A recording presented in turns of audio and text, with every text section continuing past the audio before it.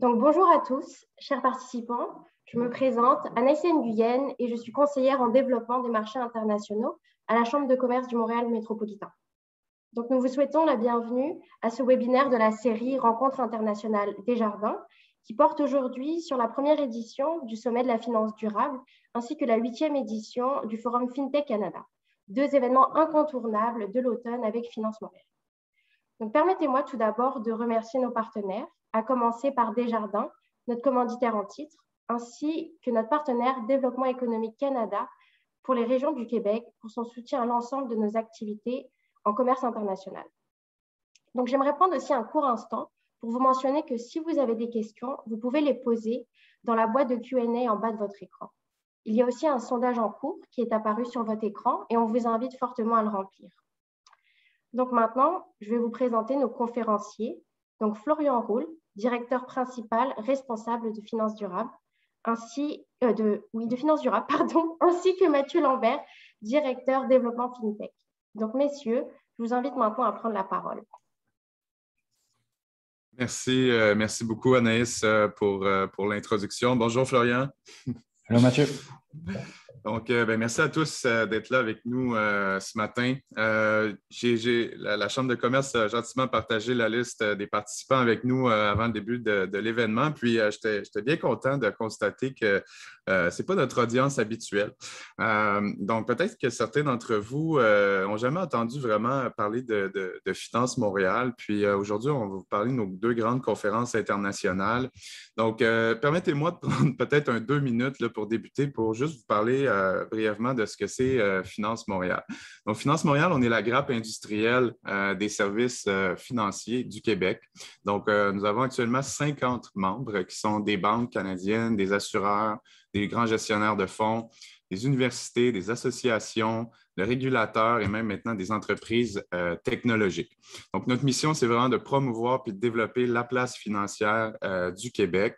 Puis, on y arrive en mettant sur pied là, plusieurs initiatives.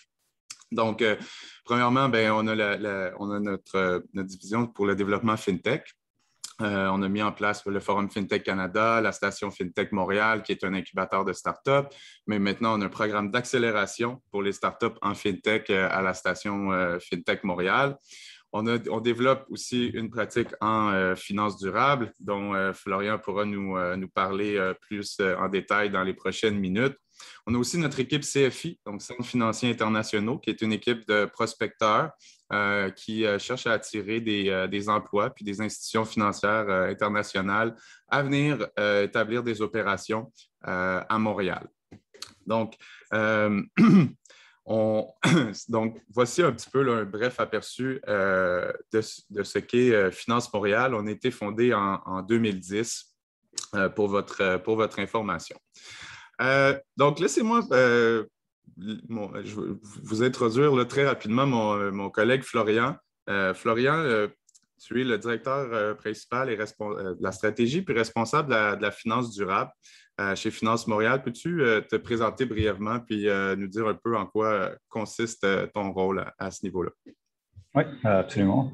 Merci Mathieu. Puis bonjour à toutes et à tous. Donc, c'est vraiment un plaisir d'être parmi vous aujourd'hui pour parler un peu des développements de deux secteurs qui sont ô combien importants pour non seulement la place financière, mais l'économie québécoise, donc le secteur du côté des startups en technologie financière et celui de la finance durable. Donc, comme disait Mathieu, moi-même, je suis donc directeur principal en charge de la stratégie et des partenariats pour Finance Montréal. Donc, à ce titre-là, j'ai un rôle qui est très transversal sur l'ensemble de l'organisation. Et puis, plus particulièrement, donc, je m'occupe d'un des piliers qui est celui du développement de l'ensemble de nos initiatives qui touchent donc à la finance durable, finance responsable, ESG, investissement responsable.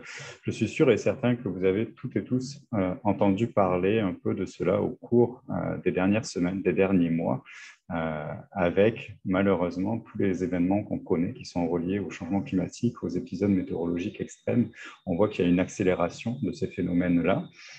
Beaucoup de secteurs d'industrie essayent de les adresser et également d'atténuer les effets que ces épisodes peuvent avoir. Et le secteur financier n'est pas en reste. Le secteur financier est un enabler pour beaucoup d'industries et par la canalisation des flux financiers, des capitaux, on est capable de pouvoir réallouer un certain nombre d'actifs qui vont permettre de soutenir la transition vers une économie sobre en carbone, plus résiliente et plus inclusive. Donc la finance durable, c'est un peu tout cela très rapidement. Ça me fera plaisir de donner davantage de définitions et d'informations à ce sujet-là. Mais comme vous pouvez le constater, en fait, ce n'est pas l'affaire d'un seul joueur. Donc, il faut pouvoir mobiliser, il faut pouvoir concerter les stakeholders de notre industrie. Puis, c'est un peu le rôle de Finance Montréal qui est ce carrefour de rencontre entre les différents interlocuteurs du secteur financier, mais aussi, je dirais, de l'écosystème de façon un peu plus large, écosystème financier, mais aussi d'autres industries et de la société civile de plus en plus également. Donc, pour pouvoir trouver des initiatives communes qui vont permettre de porter une vision qui est celle de la transition, mais qui est aussi celle du positionnement stratégique du Québec, de notre place financière sur ces grands enjeux. Donc, je coordonne un peu tous ces efforts-là au sein de Finance Montréal, bien entendu, avec le soutien de l'ensemble de nos équipes et aussi en collaboration, car on essaye de plus en plus de croiser les choses, car par exemple, on pourra en parler avec Mathieu, on voit de plus en plus de liens avec le domaine technologique, l'innovation, les fintechs et les enjeux de durabilité. Merci, merci Florian. Puis oui, je pense que c'est important. C'est quand même un buzzword, hein, tout ce qui est finance durable depuis au moins un an et demi. Ça a pris particulièrement d'importance depuis le début de la pandémie avec les questions de relance durable. Donc, je pense qu'en effet, c'est bien de commencer la discussion vraiment en donnant un peu de définition là, à notre audience aujourd'hui de ce que c'est pour bien cadrer notre discussion. Je sais qu'évidemment, on travaille les deux chez Finance Montréal, mais je sais que tu es porteur de la vision de Finance Montréal par rapport au développement de la finance durable, puis une vision qui est assez ambitieuse. Est-ce que tu pourrais nous en parler un peu plus? Oui, absolument. Je veux juste revenir parce que tu parlais de buzzword. Buzzword, ça a une connotation très brève. C'est quelque chose, comme son nom l'indique, qui connaît un hype et qui retombe très rapidement. La finance durable est là pour rester. Je pense que c'est vraiment un changement de paradigme très profond dans le secteur financier et la façon dont les institutions financières interagissent avec leurs parties prenantes, avec leurs clients en particulier et les informations qu'elles peuvent exiger, demander de ces parties prenantes-là. Ça s'inscrit dans le temps parce qu'on a une transition aujourd'hui de nos économies vers une société qui soit sobre en carbone, alignée sur les cibles de l'accord de Paris. Pour ceux qui nous écoutent aujourd'hui, vous devez savoir peut-être ou peut-être pas qu'il y a des grands accords internationaux qui existent dans le domaine de l'environnement, de la lutte contre les changements climatiques. Le dernier grand accord en date, c'est celui de Paris de 2015 et qui fixe des cibles assez ambitieuses pour les pays qui sont signataires. Il y en a quand même 190 qui ont été signataires des accords de Paris, donc notamment sur des cibles net zéro d'ici 2050. Donc, qu'est-ce que ça veut dire? Ça veut dire que ces pays-là, ces économies s'engagent à avoir une empreinte carbone qui soit nulle d'ici 30 ans. Ça peut paraître loin, mais ça ne l'est pas du tout. Parce que d'amener des changements profonds dans la façon de produire, de consommer, ça prend du temps et il faut pouvoir opérer tout cela. Donc, ça nécessite des investissements colossaux qui vont provenir notamment du secteur financier, mais aussi du secteur public. Puis, ça va nécessiter du capital, de l'expertise qui vont être donc nécessaires pour atteindre ces objectifs de réduction d'émissions de gaz à effet de serre et puis également de neutralité carbone d'ici 2050 pour répondre aux enjeux des changements climatiques, puis aussi construire une économie, une société qui soit beaucoup plus résiliente et qui puisse s'adapter aux changements climatiques. Et ça, c'est très important parce qu'on le voit, ça a un effet très concret. On a vu cet été des épisodes de feux de forêt, des épisodes d'inondation. Et il n'y a pas besoin d'aller bien loin. Là. Quand on regarde l'Ouest canadien et la Colombie-Britannique, ça a été très important. Et ça a un effet, et la finance durable, vraiment, ça désigne toutes ces activités financières qui tiennent compte des facteurs environnementaux, sociaux, de gouvernance, comme un moyen donc, de promouvoir une croissance économique qui soit durable et la stabilité financière également de tout notre système sur le long terme. Et ça, c'est extrêmement fondamental dans l'approche qu'on a au niveau de la finance durable et qui va bien au-delà donc, du buzzword, parce que ça va favoriser une croissance plus inclusive, plus résiliente, la stabilité du secteur financier, du système financier sur le long terme, puis ça met l'accent donc sur les changements climatiques, mais donc aussi sur d'autres questions telles que la diversité de genres, d'ethnie au sein des secteurs d'activité. Puis ça permet aussi donc de créer de nouvelles possibilités pour les entreprises et pour les investisseurs, puis pour les gens qui nous écoutent aujourd'hui. Je pense qu'on a aussi beaucoup de personnes qui sont issues du milieu des entrepreneuriats, des PME, etc. Ça crée aussi des opportunités de business qui sont très pratico-pratiques. Là. Et c'est ce que regardent et c'est ce que vont regarder de plus en plus les investisseurs et les financiers. Pas dans le long terme, mais à très, très court terme. Donc ça, c'était pour revenir simplement sur le buzzword. Sur la définition un peu, puis toute l'étendue de ce que peut représenter la finance durable. Merci. Tu me posais la question donc, de savoir pourquoi est-ce que c'est important d'établir une vision, parce que, comme vous le constatez, on est au-delà du buzzword. Donc, il faut pouvoir se positionner fortement par rapport à ces enjeux-là, aux tendances internationales également. Et il y a dans l'ADN, je dirais, des institutions financières québécoises, quelque chose de très fort, et de la société québécoise dans son ensemble, quelque chose qui est très porté sur les considérations de développement durable, sur les enjeux sociaux. Et on a des atouts dans notre écosystème qui sont indéniables et qui nous permettent, on en est convaincu, qui nous permettront d'être un des chefs de file de la finance durable en Amérique du Nord d'ici 2030. Donc, une cible qui est fixée dans un horizon de quelques années. C'est extrêmement important de pouvoir se positionner car on le voit, il y a d'autres places financières qui sont aussi très agressives par rapport aux enjeux ESG, à la finance durable. Puis comme dans tout secteur d'activité qui est compétitif, le secteur financier n'est pas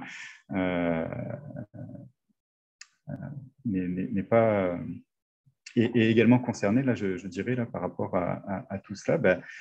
Il faut qu'on fasse valoir nos atouts parce que c'est des opportunités donc, de création d'emplois, de création de richesses, de valeur pour notre place financière et pour l'ensemble du Québec. Les entreprises également de nos différents secteurs d'activité économique. Donc, c'est la raison pour laquelle on a cette ambition et puis cette ambition-là se retranscrit, je dirais, là, dans une stratégie qui se repose sur 4 piliers, là, la promotion, le rayonnement de notre place financière, le développement ou de saisir les opportunités qui sont reliées à l'émergence de la finance durable et des pratiques qui sont reliées à celle-ci, mais d'adapter aussi donc, les cadres politiques et réglementaires de ce point de vue-là, tout en capitalisant sur les capacités de notre écosystème. Le talent dans un premier temps, puis je pense que c'est d'ailleurs quelque chose qui est très en lien avec aussi les enjeux de beaucoup d'industries et en particulier aussi dans le secteur technologique, l'innovation. Et enfin, ce qui fait aussi la spécificité et les aspects de niche de notre place financière, c'est les questions d'impact et c'est les questions aussi d'utilisation, de capitaliser sur l'intelligence artificielle également pour pouvoir adresser un certain nombre d'enjeux dans le domaine de la finance durable. J'ai oublié mon micro.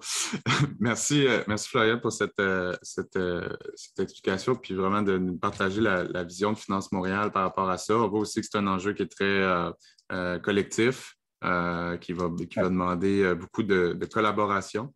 Je pense qu'au Québec, on a un écosystème financier quand même assez collaboratif. Hein? Finance Montréal en est un bon exemple. Si vous regardez la liste de nos membres, il y en a beaucoup qui sont compétiteurs, mais qui voient l'importance de collaborer sur certaines questions comme celle-ci. Exact.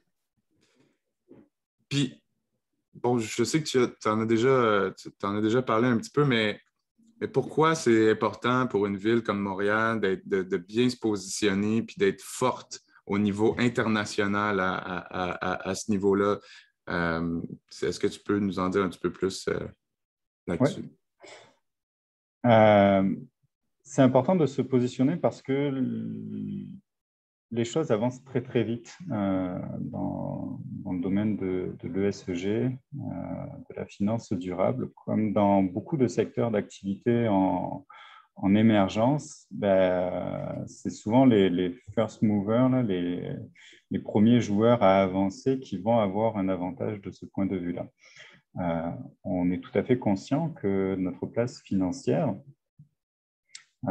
n'est pas New York, n'est pas Paris en termes de taille, mais comme je le disais juste avant, a quand même des spécificités qui sont très fortes. Il y a une expertise de pointe dans le domaine de la finance durable qui ne date pas d'hier.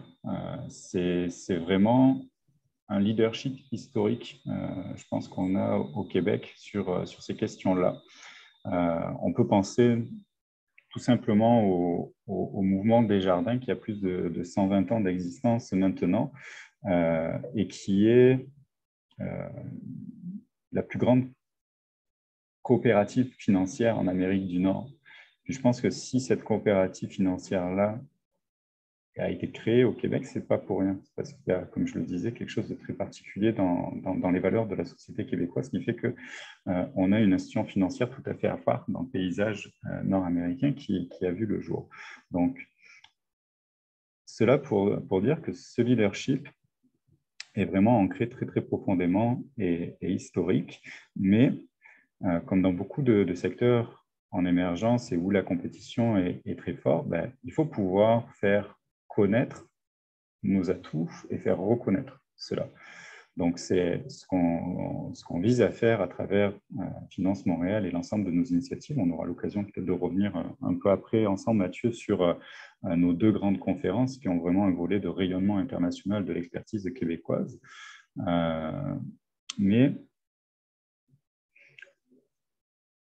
on doit pouvoir se positionner et ce faisant, ça permet aussi d'attirer à Montréal des joueurs internationaux, ça permet d'attirer le talent également et d'avoir un effet bénéfique sur l'ensemble de l'écosystème. On parle souvent de cercles vertueux dans le domaine de l'économie. Donc, en supportant le développement de nouvelles initiatives, de création de nouvelles industries, de nouvelles activités économiques, en soutenant également le développement des initiatives financières qui sont reliées aux enjeux de durabilité, à la lutte contre les changements climatiques, à l'intégration des considérations sociales, de gouvernance, etc. On crée de nouveaux emplois. Et pour preuve, dans le secteur financier et sur la finance durable, il y a des fonctions, des métiers qui, il y a quelques années, n'existaient absolument pas. On peut penser à l'ensemble des fonctions qui sont reliées, par exemple, à l'engagement actionnarial. L'engagement actionnarial, qu'est-ce que c'est? Quand on est un investisseur et qu'on a des entreprises dans son portefeuille, on a certaines possibilités d'avoir un poids, d'avoir une voix sur ces entreprises-là et les amener peut-être à repenser leur performance d'un point de vue ESG.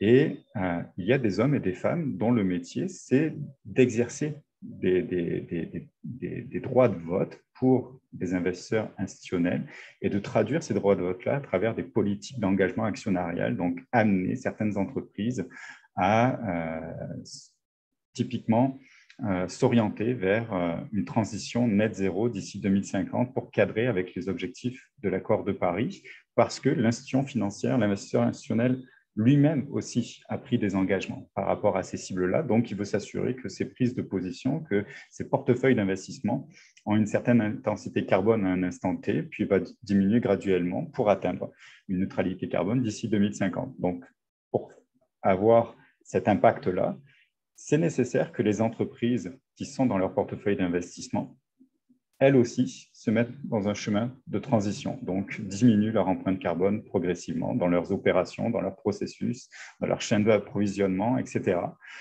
Et c'est à travers l'engagement actionnarial, le dialogue, que des institutions financières sont capables de pouvoir agir sur cela. Et ça, c'est des métiers qui sont propres au secteur financier, mais qui n'existaient pas il y a quelques années et qui aujourd'hui prennent de plus en plus d'importance parce que les pratiques en finance durable prennent de plus en plus d'importance. Donc, c'est des créations d'emplois et c'est des retombées, donc directes et aussi indirectes pour la place financière et pour l'ensemble du Québec. Donc, c'est important de pouvoir se positionner fortement à l'international là-dessus parce qu'il y a des opportunités de création de richesses qui sont très, très concrètes. Puis c'est intéressant de comprendre, là, selon ce que tu viens de dire concrètement, hein, comment le secteur financier peut avoir un impact sur la transition écologique. Tout ce que tu viens de décrire, c'est plutôt concret. Hein. On va faire le lien entre nos deux sujets de prédilection. Donc, évidemment, c'est un peu l'urgence climatique, hein, qui incite beaucoup les institutions, les entreprises, les gouvernements à se pencher sur ces questions-là. Mais puis on a déjà fait plusieurs discussions là-dessus. Comment la technologie, puis plus particulièrement la FinTech, hein, parce qu'on parle de finances durables, peut propulser toutes les pratiques en finances durables. Puis je sais qu'il y a des enjeux aussi par rapport aux mesures puis tu en as glissé un mot très rapidement plus tôt, là, où l'intelligence artificielle, par exemple, peut contribuer.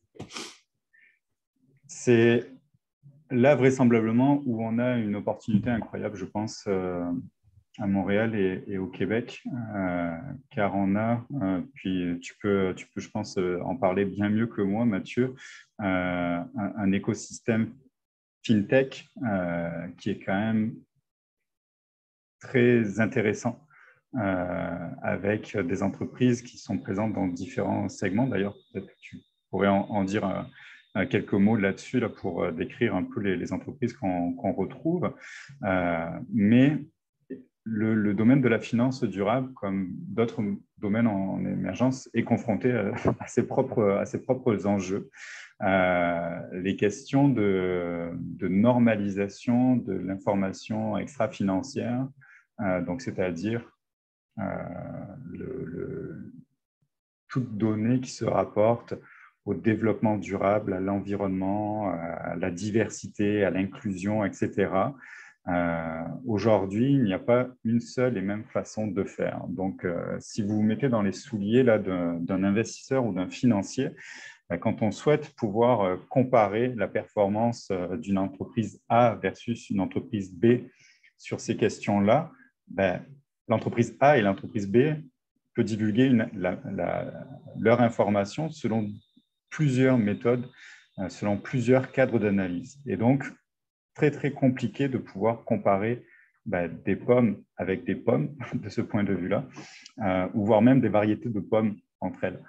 Donc, ça, c'est un des premiers enjeux, c'est la question de la normalisation de toute l'information qu'on retrouve dans le domaine financier. Puis, on le sait que le secteur financier est extrêmement un appétit très, très développé pour la donnée.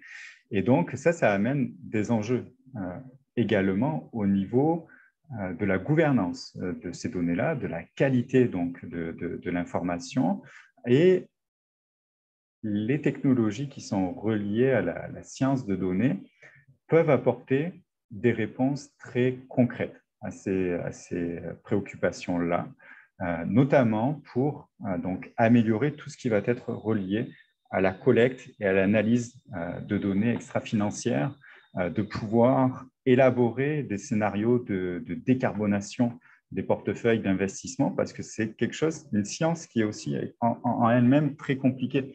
Ça demande une montagne d'informations. Bien souvent, il n'y a pas qu'une seule source d'informations de ce point de vue-là. Dans le domaine climatique, là, il peut y avoir jusqu'à 600 sources d'informations différentes. Donc, ça donne un ordre d'idée de l'hétérogénéité qu'on peut retrouver dans le domaine. Et donc, établir un scénario de décarbonation de ce point de vue-là, c'est complexe, ça demande une expertise que des fois, il n'y a pas dans le secteur financier. Donc, on a besoin de s'appuyer aussi sur d'autres experts, sur d'autres entreprises.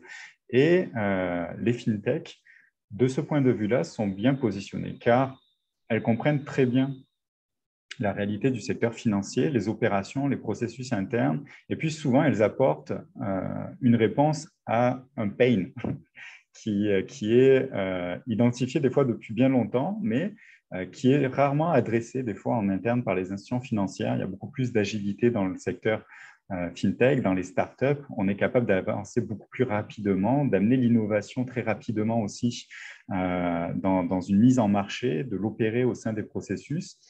Et d'un point de vue de toute l'information ESG, on a dans notre écosystème des fintechs qui existent. Là, je vais faire quelques publicités, mais tu sais, j'ai en tête Oxia Initiative, par exemple, qui est une entreprise qui permet justement de faire une comptabilité carbone intelligente pour un investisseur qui est présent dans le placement privé. Donc, c'est vraiment très, très niché, là.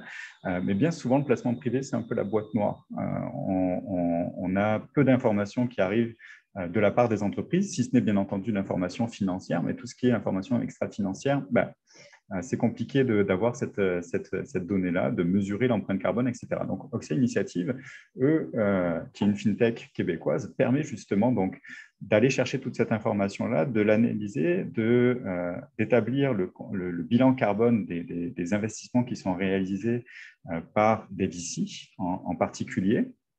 Et également, donc, la partie intelligente, c'est qu'il y a de l'algorithme, il y a de l'intelligence artificielle là-dedans. Donc, ça permet aussi de faciliter la prise de décision d'investissement des VC par rapport à leurs propres objectifs de décarbonation de leurs investissements dans le temps. Puis ça, c'est une solution très pratico-pratique qu'on retrouve dans notre écosystème ici au Québec, à Montréal. Et puis des exemples comme celui-ci, il y en a vraiment beaucoup. Et on voit populer de plus en plus de fintech durables ou ESG tech. Là, je ne sais pas comment est-ce qu'il va falloir les appeler à la fin de la journée, ces entreprises-là. Il va peut-être falloir trouver une définition, un nom particulier pour elles.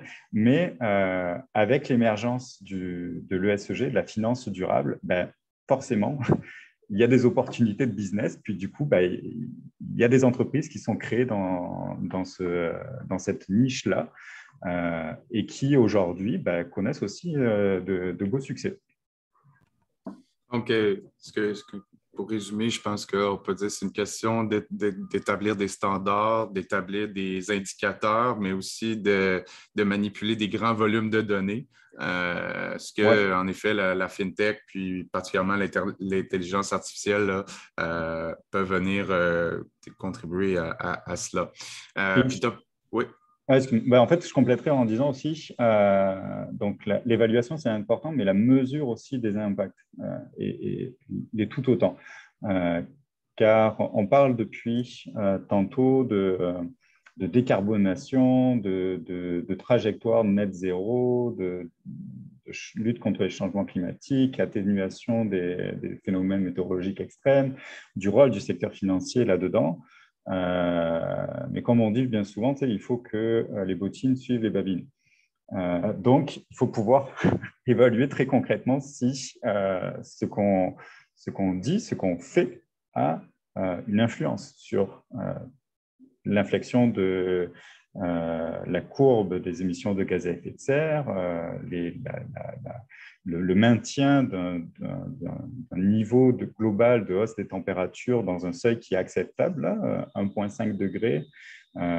Et puis d'ailleurs, le rapport du GIEC, qui est le groupe intergouvernemental d'experts sur le climat, qui a été publié il y a 3 semaines de cela, est sans appel en disant que les changements climatiques, la seule conséquence aujourd'hui, pas la seule conséquence, excusez-moi, mais la seule cause réelle et tangible aujourd'hui est l'activité humaine. Ça, c'est sans appel. Puis c'est un signal qui répète malheureusement depuis les années 90 et qui était très peu entendu jusqu'à présent. Donc là, on espère que le sursaut va avoir lieu de ce point de vue-là, car ils nous le disent, les changements climatiques, les effets se font d'ores et déjà sentir. Là, on a pu constater tout au long de l'été, avec les inondations, les feux de forêt, etc.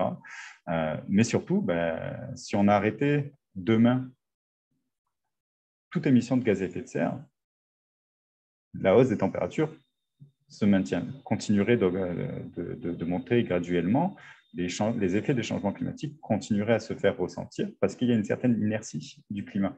Ce n'est pas un on-off de ce point de vue-là, malheureusement, mais on a aussi des moyens encore de pouvoir agir. La fenêtre de tir est assez restreinte de ce point de vue-là, mais avec un certain nombre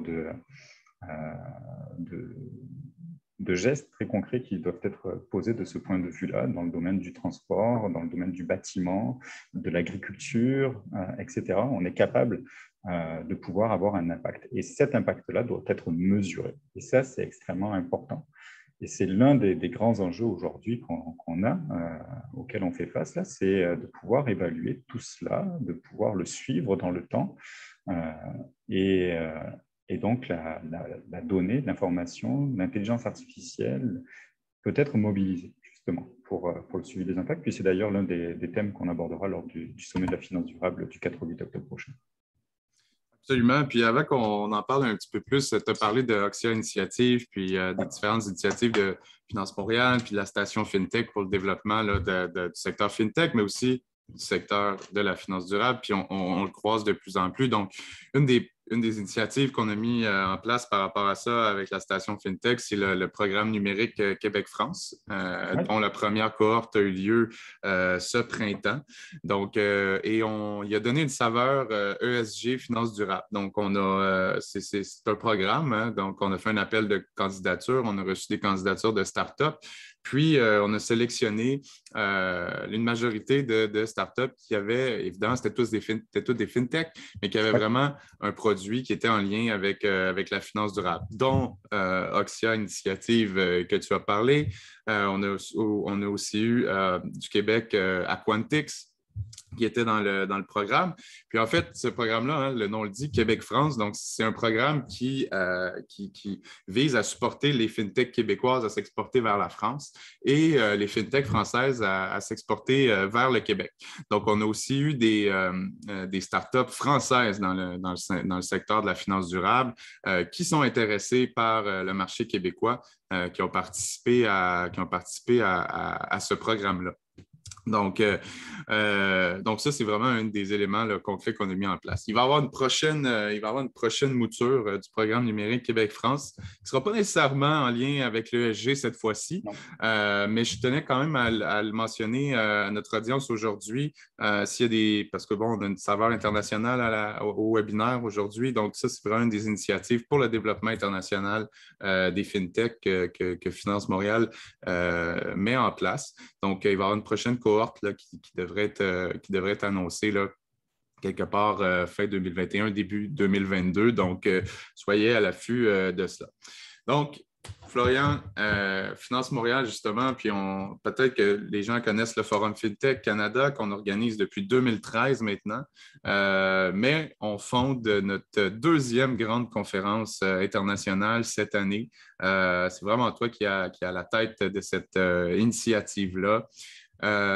Est-ce que tu pourrais justement nous en parler un peu plus, puis en particulier le partenariat avec l'UNEP-FI dans le cadre de cet événement-là, l'UNEP-FI étant une division là, des nations, un organisme des Nations Unies, en fait.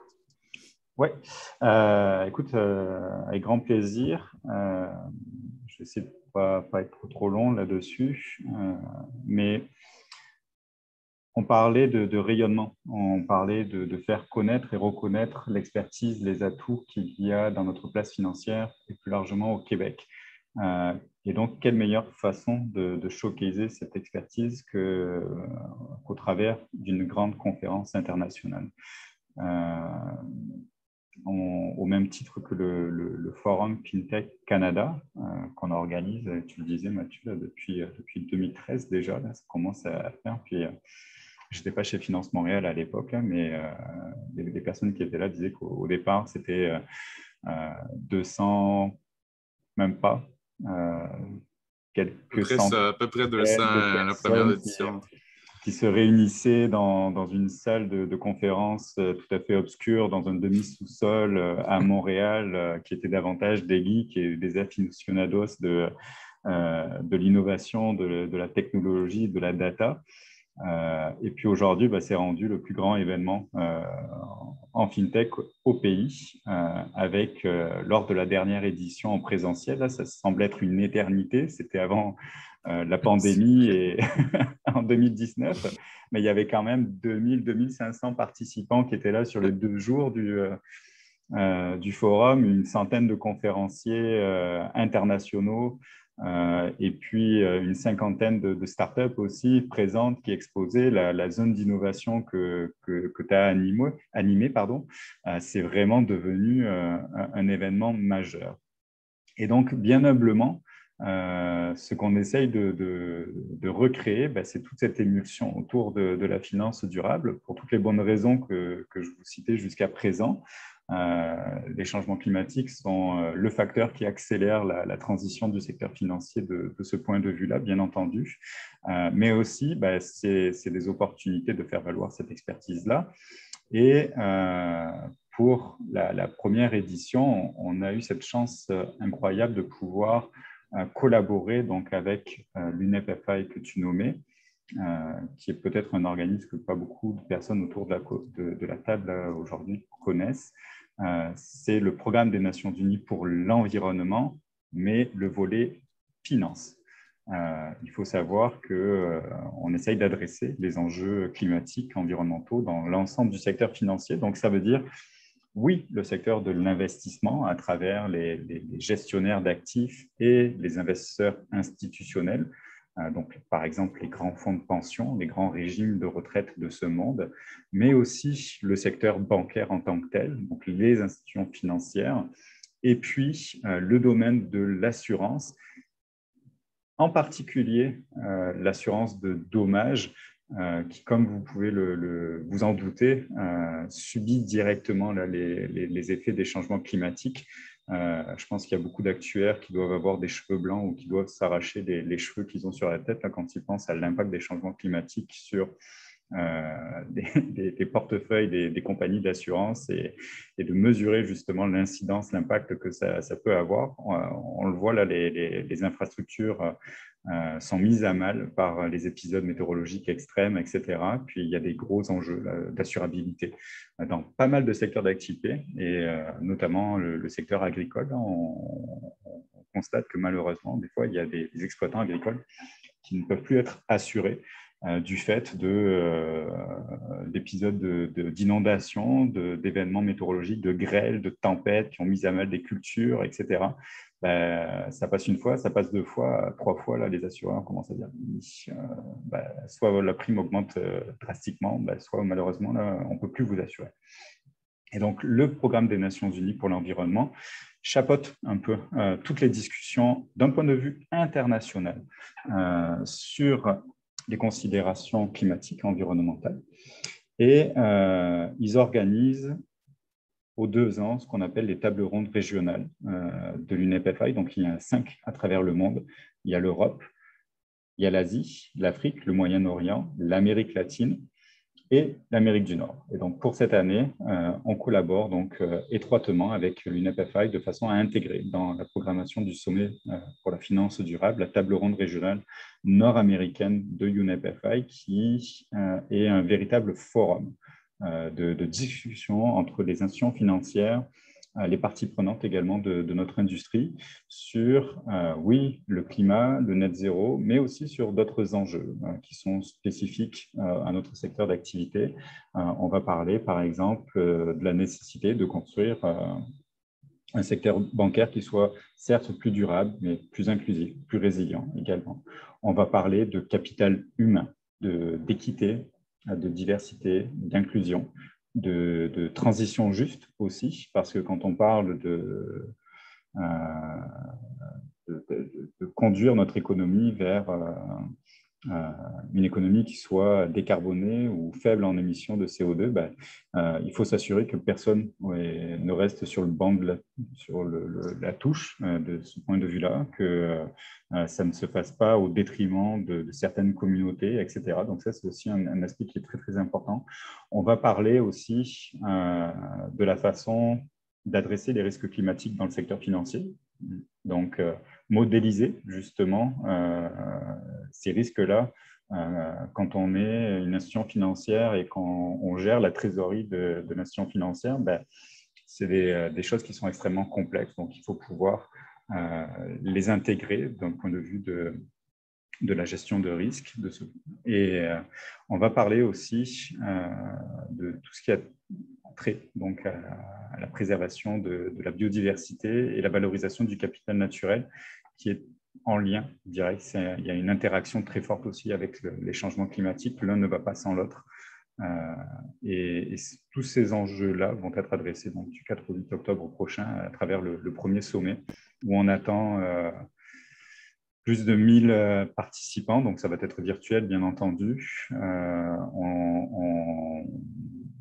On va avoir une centaine de conférenciers et conférencières qui vont être présents aussi, qui vont provenir, oui, de nos institutions financières québécoises, mais aussi du reste du Canada, des États-Unis, puis d'ailleurs dans le monde. Donc, c'est vraiment une façon aussi de braquer les projecteurs pendant les 5 journées, 5 demi-journées que va durer le sommet vers Montréal, vers le Québec, pour dire que dans cette grande danse, dans cette grande valse internationale de la finance durable, on est présent, on est là et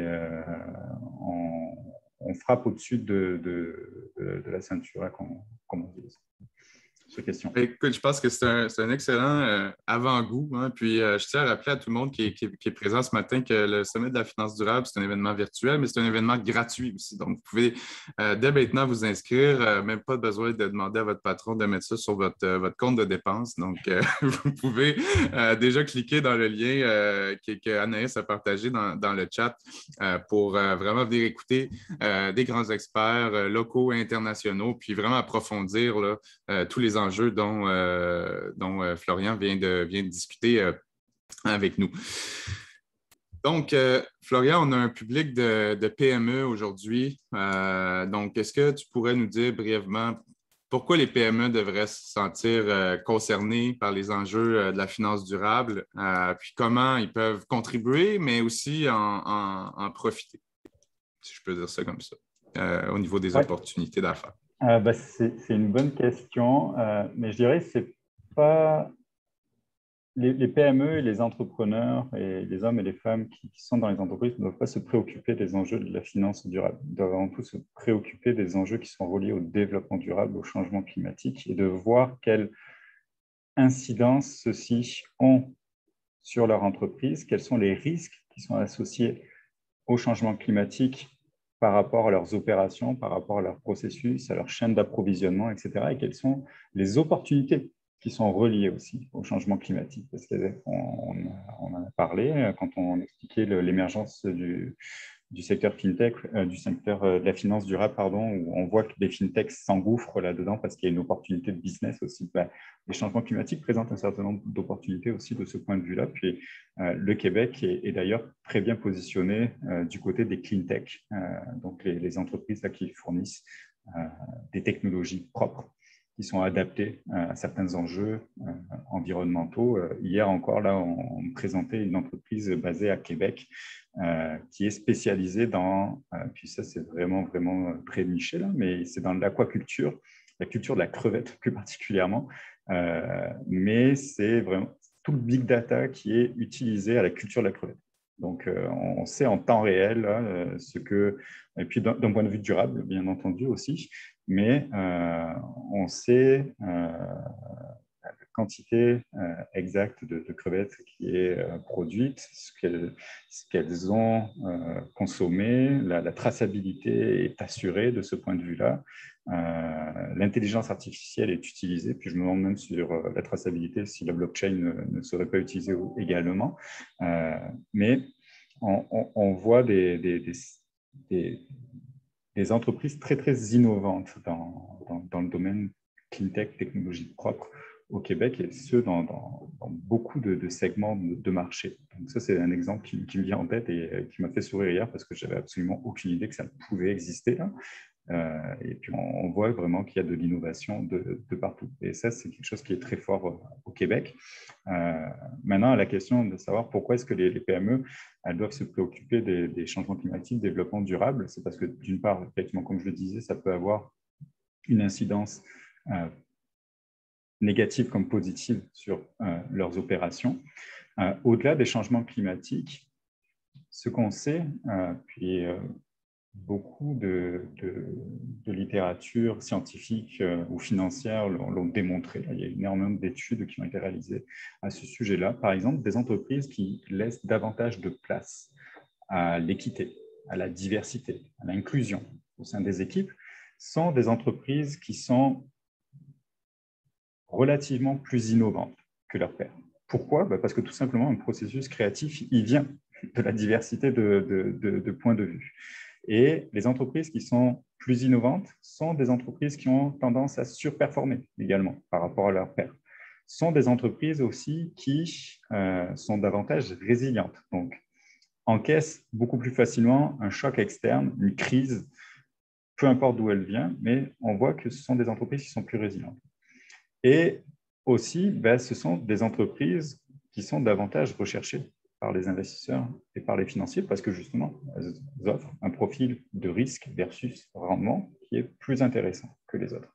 Donc, dans une stratégie d'investissement qui intègre des facteurs environnementaux, sociaux, de gouvernance, ce sont ce genre d'entreprises qu'aujourd'hui et demain vont rechercher des investisseurs et les financiers.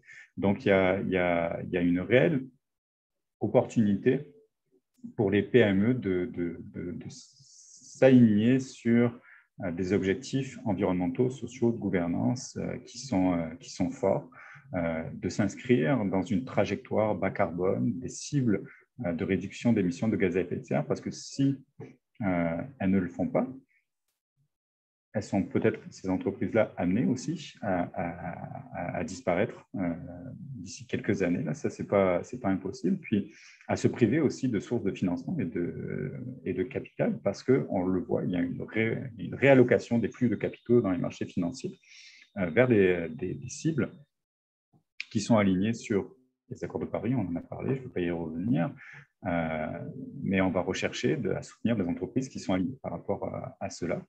Donc, il y a une raison qui est aussi assez matérielle de ce point de vue-là, de pouvoir commencer à se préoccuper des considérations environnementales, sociales et de gouvernance. Et puis, bien entendu, on le sait que les PME n'ont pas les moyens, n'ont pas les ressources des très grandes entreprises. Puis la question qui pourrait venir, c'est « Ok, mais pratique, là, je fais comment ?» Parce que quand je suis chef d'entreprise d'une PME de 20 employés, je suis à la direction, je suis les ressources humaines, la commercialisation, le démarchage, c'est moi qui m'en occupe, etc. Puis en même temps, maintenant, on me demande de me préoccuper des considérations environnementales, de voir quel est l'impact sur mes processus, mes affaires.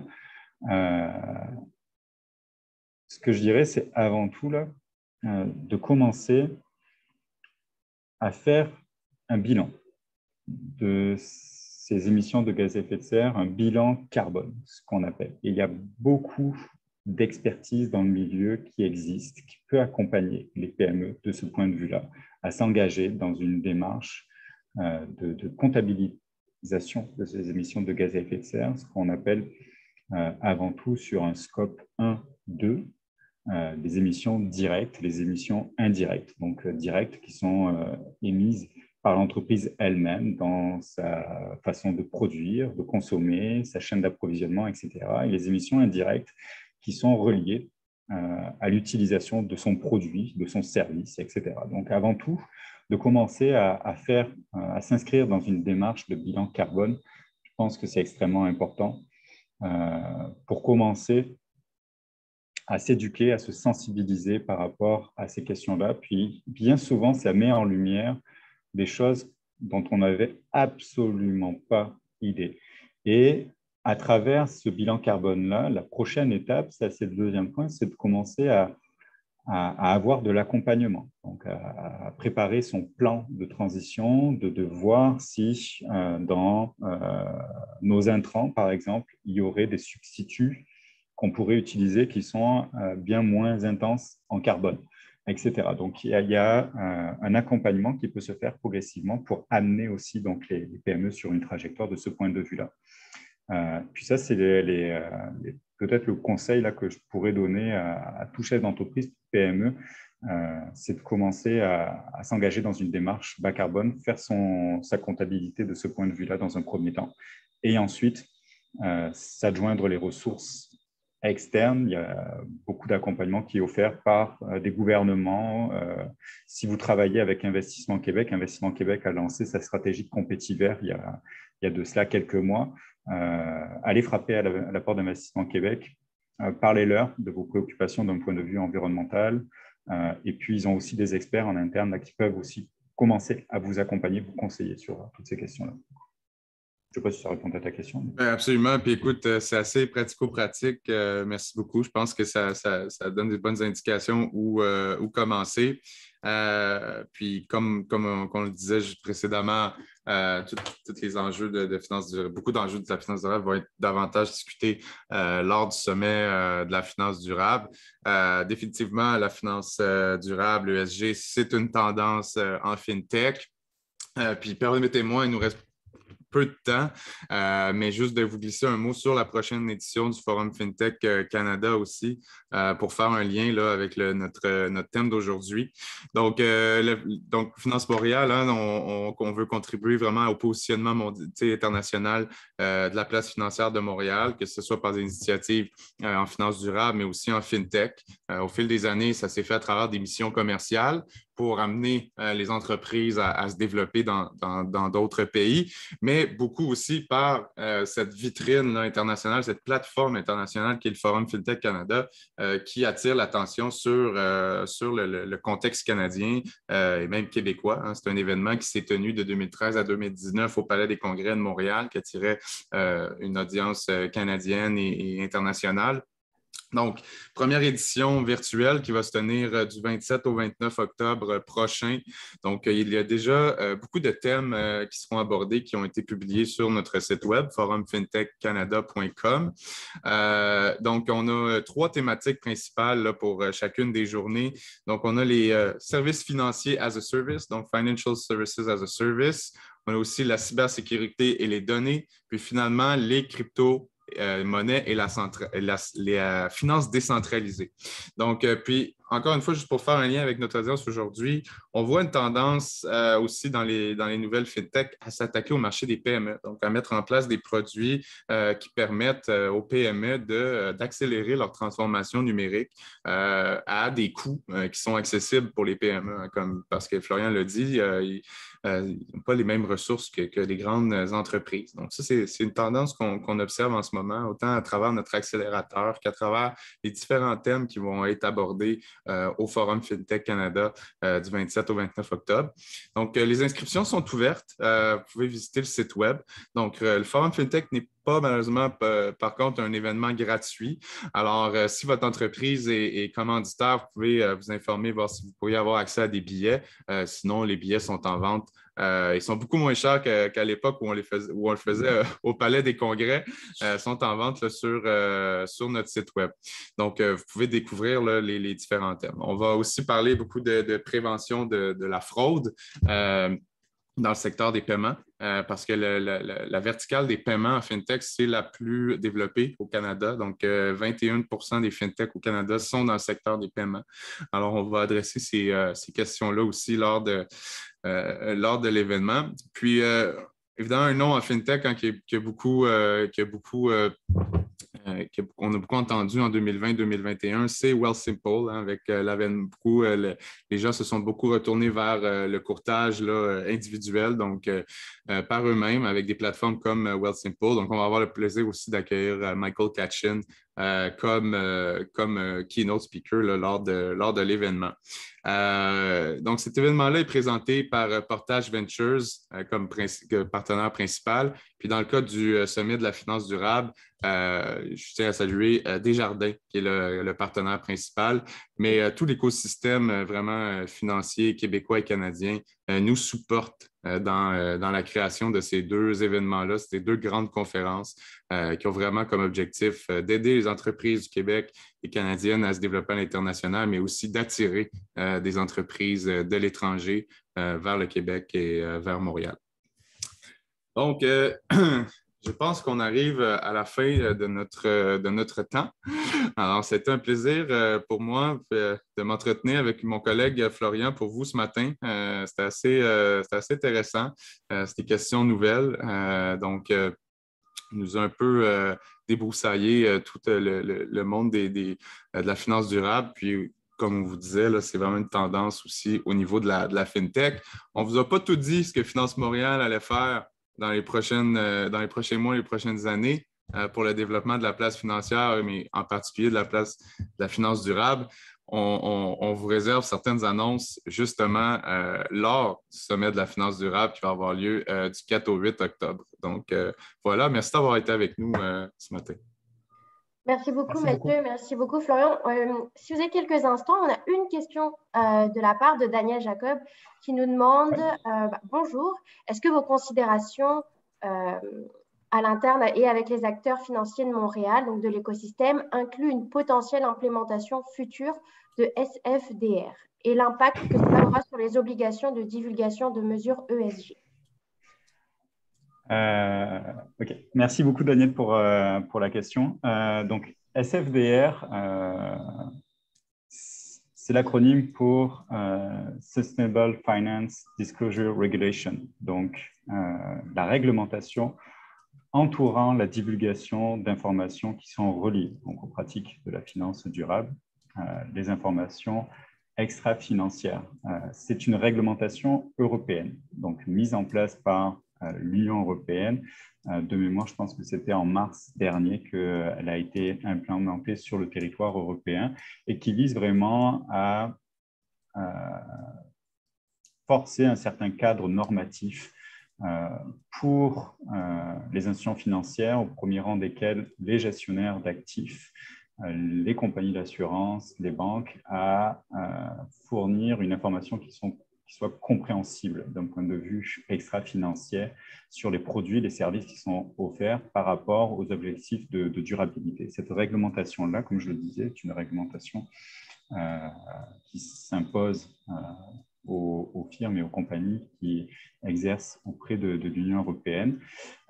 Et il faut avoir en tête que les pratiques en finance durable sont bien plus avancées dans les discussions au niveau européen que ça ne l'est aujourd'hui en Amérique du Nord. L'une des raisons qui explique cette avance relative de l'Union européenne sur ces questions-là, c'est l'accord de Paris dont on parlait de 2015.